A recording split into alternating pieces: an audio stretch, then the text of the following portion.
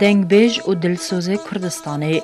هنرمند کردی نافدار محمد شیخ و باوی فلک جدایک بوی سال 1948 لگندوار باجار قامشلوی رجاوای کردستانی هات دنیای ناویوی راستی محمد صالح شیخ موسی دزاروکاتیاوی ده مالباتاوی کوچ بربو و لگند خجوکه بجیبون محمد شیخ و مازنه ازده برابو ده سال 1959 ده دست بخواندنه کر بشتره ده سال 1969 ده دست بدنگبیجیه و هنری کر ده سال 1972 ده برو لبنان کد جبو خدمت هنری و دو سالان لبیروت درسین موزیک برن ده همان ساله ده بهن حوالین خوره کمک آوا کرن بناوی کما سرکفتن لبیروت شیخ و تکلی به هنرمندین عربین مازن را کرن مینوادی عصافی و سمیرا سعید گو گلک جموزیکا شیخ و حس کرن ده سال 1973 ده محمد شیخ و بری خدا باشور کردستانی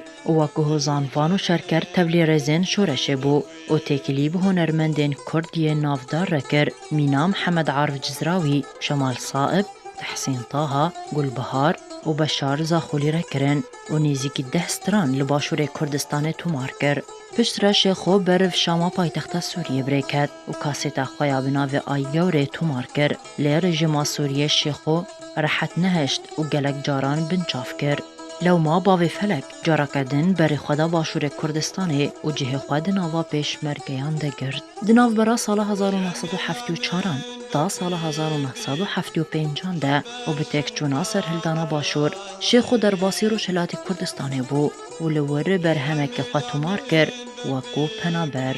جبلی کار هنریه محمد شیخو چند سالان کار ماموستاتیه لروجهلات کردستانی کر و جانا هفسریه بکچک کرد بناوی نسرین را پیکانی. لیج بر کریارین رژیم ایرانی شیخو جاره کردن بر خدا رجاوای کردستانی و به جوش و حس کرنه که مازن جالی ولاتین رجاوای کردستانی و هات پیشوازی کرن لی رژیم سوریه شیخو گرتن و آویتن زیندانی. تاوی کریارین رژیم سوریه ین لدجی محمد شیخو لی شیخو جکار خارانه وستا و پشتی سربست بردان جاره کردن و گراباجار قامشلو و کمک زاروکان آوا کر و آفریستران و موزیکان تاوی کرن. دنه آدارا سال 1989 ده لباجار قامشلو محمد شیخو چوبر دلوانیا خودی و بهتری 70,000 ولاتین رجاوای کردستانی تولی مراسمین بخاک سپارتناوی بون گل گرستان اهلیلیه بخاکی هات سپارتن.